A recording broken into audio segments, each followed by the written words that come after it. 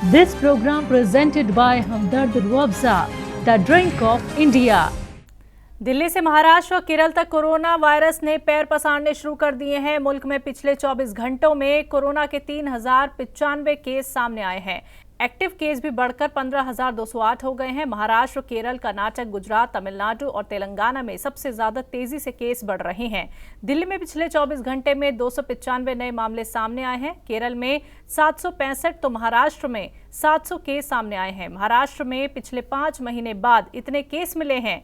गुजरात में 381 मामले मिले हैं। भारत में 29 मार्च को 3016 केस मिले थे। 2 अक्टूबर 2022 के बाद ये सबसे ज्यादा केस हैं। चौंकाने वाली बात यह है कि 28 मार्च को मुल्क में 2000 केस मिले थे, यानी सिर्फ एक दिन में 1000 केसों का इजाफा देखने को मिला। हालांकि कोरोना की इस लहर में भर्ती होने की दर काफी कम है। ऐसे में माहिरीन इसे खतरनाक नहीं मान रहे हैं।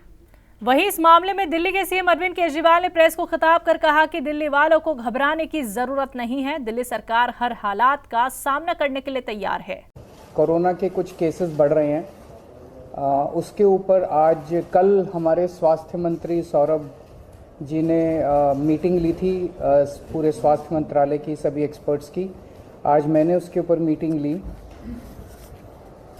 पूरे देश भर का अगर हम देखें तो सेंट्रल गवर्नमेंट ने लगभग 2 हफ्ते पहले 6 स्टेट्स आइडेंटिफाई किए थे जिसमें कोरोना ज़्यादा बढ़ रहा है।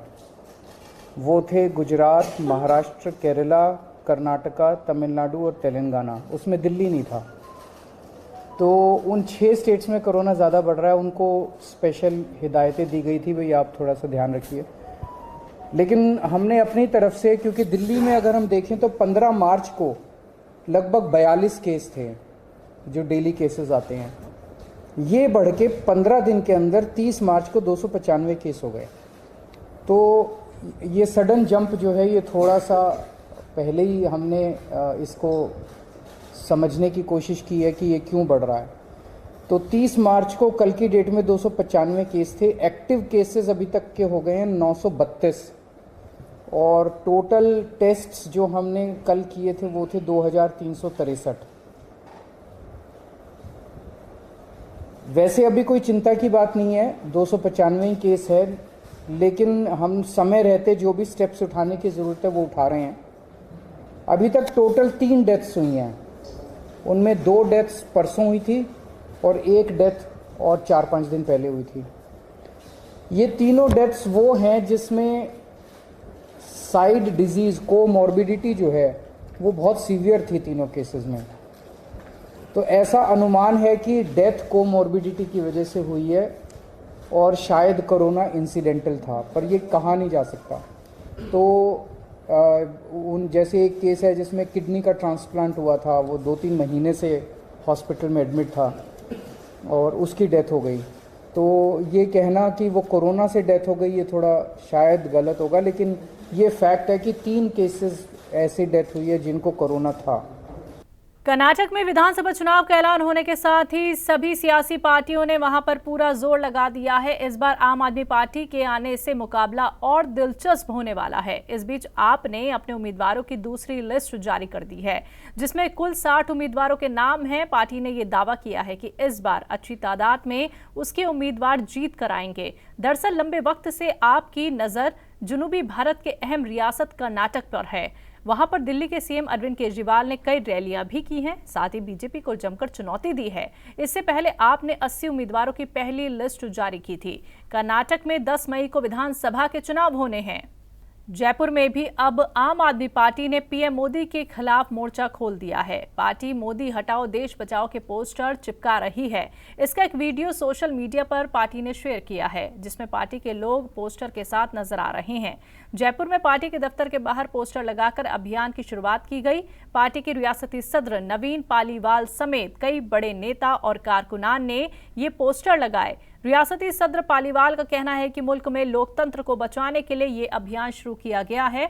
आपको बता दें कि आम आदमी पार्टी देश भर में मोदी हटाओ देश बचाओ का पोस्टर लगा रही है। हिंदी, उर्दू, अंग्रेजी और पंजाबी के अलावा गुजराती, तेलुगु, बांग्ला, उड़िया, कन्नड़, मलयालम और मराठी में भी पोस्टर जारी किए गए हैं। उत्तर प्रदेश के मदरसों में मजहबी तालीम दिए जाने पर इलाहाबाद हाईकोर्ट ने सवाल उठाए हैं। हाईकोर्ट ने इस मामले में मरकज और यूपी सरकार को नोटिस जारी किया है। और सवाल किया है कि जो मदरसे सरकारी पैसों से चलाए जाते हैं, क्या उनमें किसी एक मजहब की तालीम दी जा सकती है। कोर्ट ने आगे कहा कि अगर ऐसा है तो क्या ये आइन के आर्टिकल 14, 25, 26 और 30 की खिलाफ वर्जी नहीं है। इलाहाबाद हाई कोर्ट ने मदरसों में मजहबी तालीम दिए जाने पर मरकज और रियासती सरकार को नोटिस जारी कर जवाब तलब किया है। कोर्ट ने सरकार से पूछा है कि सरकारी मदद से चलने वाले मदरसों में मजहबी तालीम कैसे दी जा सकती है।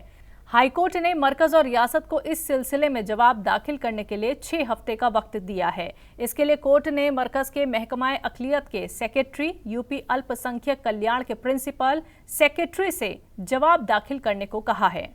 मध्य प्रदेश में इंदौर के बालेश्वर महादेव मंदिर में 30 मार्च को दर्दनाक हादसा हो गया। इस हादसे में मरने वालों की तादाद काफी बढ़ गई है।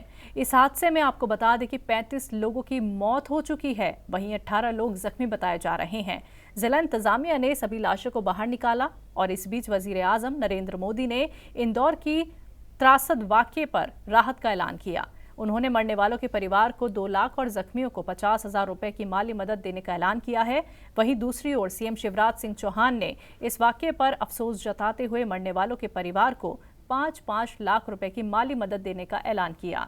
इंदौर के बालेश्वर महादेव मंदिर की त्रासदी पर collector doctor Ilaiya Raja T ने मजिस्ट्रियल जांच के ऑर्डर जारी कर दिए हैं।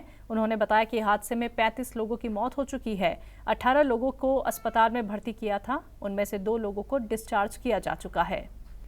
तेज तर्रार वंदे भारत ट्रेन ट्रायल के लिए अजमेर से दिल्ली रवाना हुई। इस दौरान ट्रेन की रफ्तार 110 से 130 किलोमीटर फी घंटा रही। लगातार 3 दिनों तक ट्रेन को चलाकर इसका ट्रायल किया जाएगा ताकि अप्रैल के पहले हफ्ते से ये ट्रेन राजस्थान में चलाई जा सके। रेलवे इंतजामिया के जरिए जल्द ही ट्रेन के चलने की तारीख और किराया जारी कर दिया जाएगा। वंदे भारत ट्रेन ने मुसाफिरों को हर कोच में रेलवे कर्मी ट्रेन के सिस्टम के बारे में गाइड करेंगे। जैसे हवाई जहाज में सफर शुरू करने से पहले एयर होस्टेस मुसाफिरों को सिक्योरिटी और दीगर सहूलियात के बारे में जानकारी देती हैं, उसी तर्ज पर रेलवे इंतजामिया ने इस ट्रेन में भी इंतजामात किए हैं। मुसाफिरों को हर कोच में लोको पायलट तक परेशानी को लेकर मैसेज पहुंचाने की सहूलियत दी गई है। ट्रेन का कॉकपिट हेलीकॉप्टर के लुक में है। लोको पायलट एक स्विच दबाकर ट्रेन को स्टार्ट कर सकते हैं। कोई भी मुसाफिर अपनी मर्जी से दरवाजे नहीं खोल पाएगा। ट्रेन तभी चलेगी जब उसके सभी दरवाजे बंद होंगे। इस ट्रेन में प्लेटफॉर्म जिस साइड आएगा उस तरफ के दरवाजे loco pilot staff automatic system से खोलेंगे। जब तक ट्रेन प्लेटफॉर्म पर पूरी तरह से नहीं रुकती तब तक इसके दरवाजे नहीं खुलेंगे। वंदे भारत ट्रेन के रेलवे स्टेशन पर नई चमचमाती ट्रेन को देखकर मुसाफिरों में खुशी का माहौल देखने को मिला। कई मुसाफिरों ने अपने परिवार के साथ ट्रेन के पास जाकर सेल्फी का भी मजा लिया। बात अगली खबर की। रमजान के पाक महीने का आज दूसरा जुम्मा है और इसी ज़िम्न में जयपुर की जामा मस्जिद में बड़ी तादाद में लोग नमाज अदा करने पहुंचे और इस दौरान पुलिस इंतजामिया ने भी सिक्योरिटी के पुख्ता इंतजामात बनाए रखे। जामा मस्जिद कमेटी की जानिब से वुजू का भी माकूल इंतजाम रखा गया। साथ ही इस मौके पर पूरे मुल्क के लिए अमन, चैन और भाईचारे की दुआ मांगी गई। आज उम्मीद से ज़्यादा पब्लिक मौजूद रही और इंशाल्लाह उम्मीद है कि आइंदा जुम्मों में भी इससे ज़्यादा पब्लिक रहेगी। अल्हम्दुलिल्लाह आज मुफ्ती साहब ने अपने खिताब के अंदर जामा मस्जिद से ये ऐलान किया है और लोगों से दरख्वास्त की है कि रमजानुल मुबारक के इस मुक़द्दस महीने में इसे महीने की एक एक लम्हे की कदरदानी अल्लाह हमको तौफीक अता फरमाए, हमें कदर करने की तौफीक दे। इंशाल्लाह ये पूरा महीना इबादत का है और हम बड़े दिल से इबादत करें और पूरे शहर जयपुर में हम मोहब्बत का पैगाम दें और बड़े मोहब्बत से हर काम को अंजाम दें।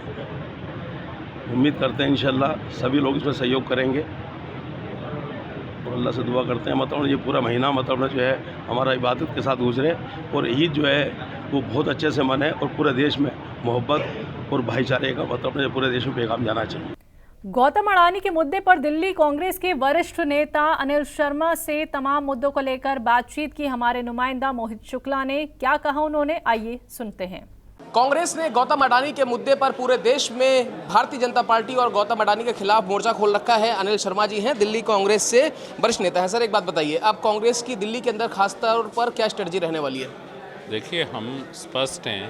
पहली मांग कांग्रेस पार्टी की पूरे 18 विपक्ष के दलों के साथ है कि इस अडानी मुद्दे पर अडानी का जो भी फाइनेंशियल इश्यूज़ हैं उसको लेकर जेपीसी की हमारी मांग स्पष्ट है कि जॉइंट पार्लियामेंट्री कमेटी का गठन किया जाए। संयुक्त विपक्ष का ये मानना है और इस पर हम लगातार इस पर बात कर रहे हैं और इसी मुद्दे को लेकर हमारे जो कार्यक्रम हैं आगे वो चलेंगे, जिसमें दिल्ली भर में भी हमारी जिला स्तरीय या ब्लॉक स्तरीय, मंडल स्तरीय कार्यक्रम हैं, सभाएं हैं, नुक्कड़ सभाएं हैं, राज्य स्तरीय कार्यक्रम है। अखिल भारतीय कांग्रेस कमेटी के ऑर्गेनाइजेशन के जनरल सेक्रेटरी श्री केशव वेणुगोपाल जी का जो हमें मार्गदर्शन और जो उनका सर्कुलर है, तो 1 महीने अगले इस पर हम एजिटेशनल प्रोग्राम दिल्ली भर में कर रहे हैं। उसकी पूरी रूपरेखा हम आपको आने वाले किसी दिन देंगे। अडानी के मुद्दे पर बीजेपी ने आप पर निशाना साधा। उन्होंने कहा कि राजस्थान के मुख्यमंत्री हैं अशोक गहलोत, उनके साथ गाहे बगाहे आपकी गौतम अडानी जी की तस्वीरें शेयर होती रहती हैं, एक मन से वो वहाँ पर प्रोग्राम में शिरकत करते हैं, ऐसा कहना है। देखिए, किसी उद्योगपति का हमारा ये नहीं कहना है कि वो उसके सभी चीज़ें गलत हैं। उसमें आदरणीय श्री राहुल गांधी जी ने पूछा है कि उनकी जो कंपनी है उसमें 20,000 करोड़ रुपए का जो सेल कंपनियों के माध्यम से पैसा है वो किसका है, उस पैसे के विषय में जांच होनी चाहिए। उस पैसे को लेकर सवाल है, इसमें कोई ऐसा सवाल नहीं है कि और भी जगह उनके प्रोजेक्ट चल रहे होंगे, वो प्रोजेक्ट अगर ठीक है चले, उससे कांग्रेस पार्टी को कोई लेना देना। कांग्रेस पार्टी का श्री राहुल गांधी जी का सवाल, श्री मल्लिकार्जुन खड़गे जी का सवाल है कि 20,000 करोड़ रुपए जो सेल कंपनियों के माध्यम से आए, जिसमें ऐसा भी माना जा रहा है कि चाइनीज नेशन किसी आदमी का उसमें नाम आ रहा है, तो वो किसके हैं, ये सवाल है। और इस मुद्दे पर जेपीसी होनी चाहिए, जेपीसी का गठन हो, दूध का दूध और पानी का पानी हो, ये कांग्रेस पार्टी का। चलिए, वक्त देने के लिए बहुत शुक्रिया। तो साफ तौर पर आप अनिल शर्मा जी को सुन रहे हैं, जिनका ये कहना है कि इस पूरे मुद्दे को लेकर कहीं ना कहीं जेपीसी का गठन होना चाहिए। This program presented by Hamdard Ruabza, the drink of India.